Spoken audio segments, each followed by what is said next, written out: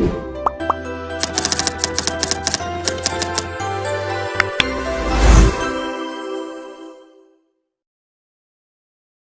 afraid of the world. She's insecure in herself. She can't fight her own thoughts. She feels as fragile as glass. She's broken a million times, yet she tries to fix herself.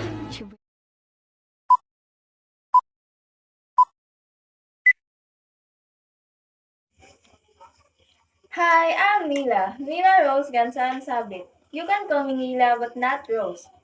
I was born in March 12, 2007, and I'm now 16 years old.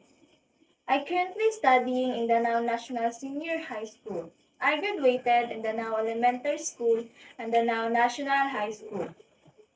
My ambition is to be a successful professional teacher someday. I want to work in Thailand not just because of their big salary, but because I want to explore their country too. I've got this idea of this content creator named John Nabaha Maso. I was amazed in what she's doing and living in Thailand. My favorite sport is badminton. I love watching Chinese drama and K-dramas or Korean dramas. I already watched Hidden Love, A Love So Beautiful, True Beauty, and many more. My favorite artists and bands are TJ Monterde, Silent Sanctuary, Summer Avenue, I Belong to the Zoo, and also many more.